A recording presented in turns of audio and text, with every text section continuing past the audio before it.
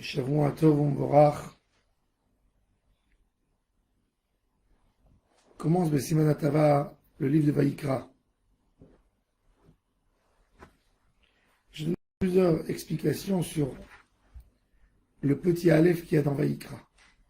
Quand on voit dans le Sefer Torah le mot Vaïkra, on a les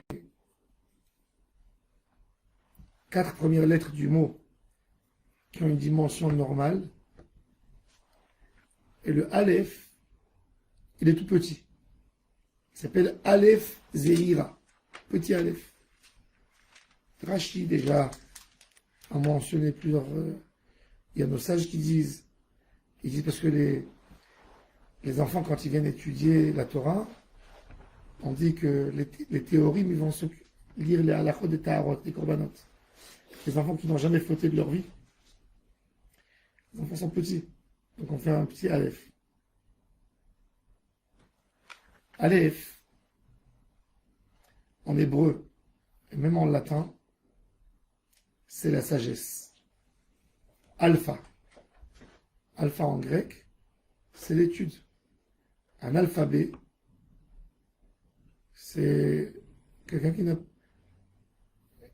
quand il a le alpha, il a étudié. Quand il n'a pas le alpha, il ne sait pas ni lire ni écrire. Ilouf, alefra, chokhma, l'étude de la sagesse. Quand un homme faute, il se retrouve avec toute sa stupidité, son Yetzirara, et lui devant le miroir, il se regarde, il dit mais ça me convient pas, ce que j'ai fait me convient pas. Comment j'ai pu être là? Ça, c'est la réflexion de tout homme. Tout homme qui a fauté, il a cette réflexion. Ça ne me convient pas. Moi, je suis pas censé à faire cet avéra. Comment j'ai fait cette chose? Et dans ces moments, il y a un grand regret. Il y a des sentiments de culpabilité. La question, et ce qui est le plus important pour l'homme, c'est de ne pas rester que dans des sentiments de culpabilité. Parce que les Réchaïm, ils culpabilisent. Mais ils refont. Vous avez vu un homme qui joue aux cartes, quand il a perdu tout, quand il sort, comment il pleure. Et le lendemain, il est là-bas. Il peut culpabiliser. Culpabiliser, ça ne suffit pas. Qu'est-ce qu'il faut faire? Il faut étudier et apprendre la gravité de la chose, ce qui a été fait, pour ne pas retomber là-bas. Vous allez prendre un homme qui fume. Vous allez l'amener à l'hôpital, il va voir des hommes cancéreux. Qui ont un cancer. Il va être choqué une journée, peut-être 2 jours, 1 mois, il reprend. La culpabilité, elle a une limite. La culpabilité, c'est des sentiments. C'est la partie des sentiments. Les sentiments, c'est pas quelque chose qui reste toujours avec l'homme. On perd. Un homme, il développe des sentiments à un moment, il n'a plus de sentiments à un autre moment. Tandis que quand ça rentre dans la sagesse de l'homme, c'est fini. Quand un homme a compris, c'est pour ça qu'on nous dit toujours, dans la médecine, au lieu de faire un régime, comprends, fais un modèle de vie, vis correctement. Quand l'homme a compris ça dans sa tête, il n'aura pas de dégâts. Mais quand un homme, il est pressé à faire un régime parce qu'il a un événement, et il a honte de lui-même, alors, jusqu'à l'événement, il travaille, après, hop, tout se lâche. Pourquoi? C'est parce qu'il a fait tout par rapport à des sentiments. Sentiments, ça ne tient pas.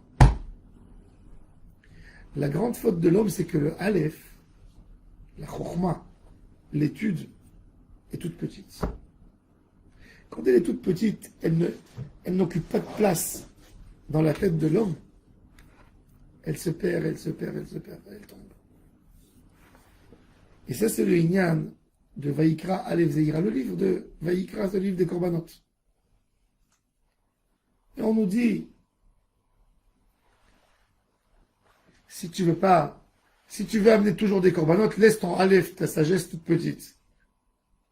Tu vas vivre d'une culpabilité à une autre culpabilité. Il y a même des hommes qu'avant qu'ils font la Avera, ils prennent en considération est-ce qu'ils ont de l'argent pour amener des sacrifices. Ça va, je vais faire un tikkun. Ça va s'arranger. Il y a une réparation. J'ai vu des gens qui faisaient des bêtises, ils disaient je vais faire tikkun à Klali après. Quel tikkun? De quoi tu parles?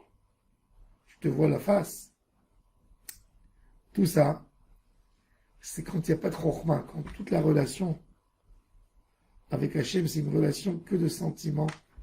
Alors un jour j'ai des sentiments pour lui, l'autre j'ai pas. Et il faut passer à la chokhma. Et c'est pour ça que l'étude de la Torah c'est pas une capara pour tout. Il faut un regret. Il suffit pas d'étudier. Mais la Torah, elle donne le sens profond de ce qu'il ne faut pas faire. Elle montre à l'homme, ça tu dois pas, ça tu ne touches plus.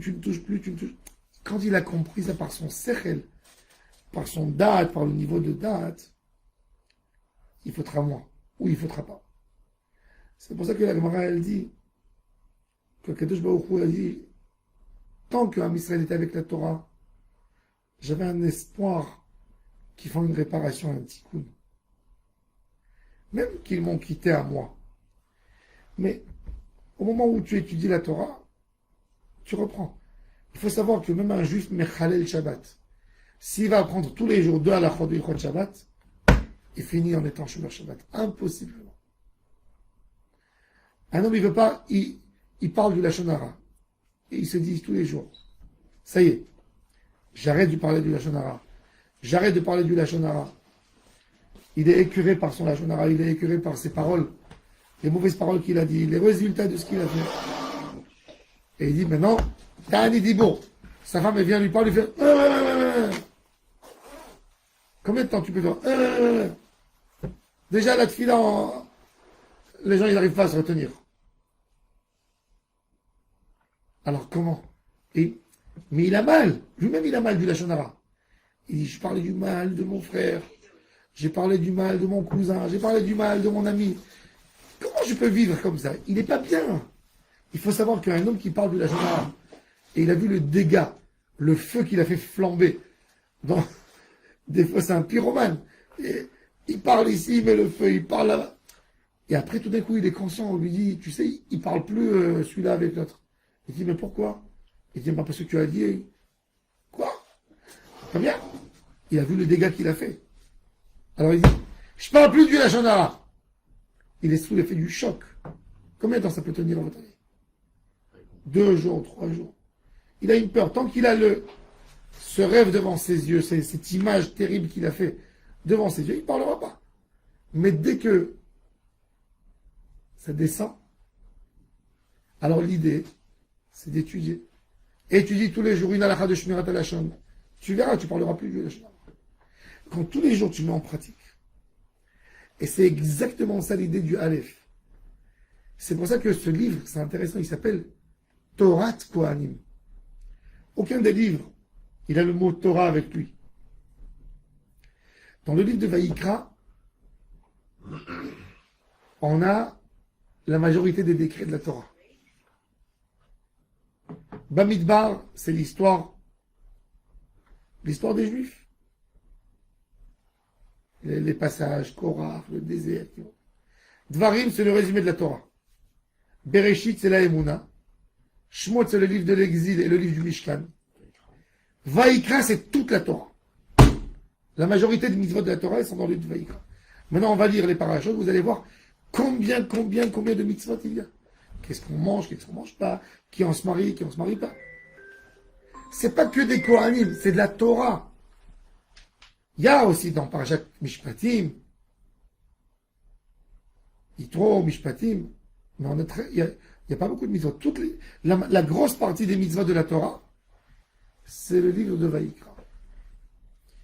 Parce que toutes les erreurs de l'homme, en fin de compte, elles viennent ou parce que tu n'as pas étudié, ou parce que tu n'as pas accordé de l'importance à ce que tu as étudié.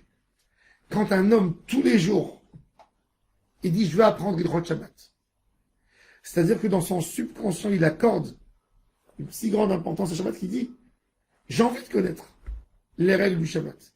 J'ai envie de connaître les règles de ce que j'ai le droit de dire, de ce que je n'ai pas le droit de dire, la halakha du Lashon Hara. » Dans ton subconscient, tu réveilles en toi cette idée de garder ta bouche. Et tu gardes ta bouche. Ça, c'est le Inyan de l'étude de la Torah. Et donc, on nous dit, quand le Aleph, l'étude, elle est petite, là, tu devras amener beaucoup de korbanot dans ta vie. Quand le Aleph, il est grand, tu lui redonnes cette dimension. C'est là où tu es sûr que tu seras préservé et que tu ne fauteras jamais. Amen, amen.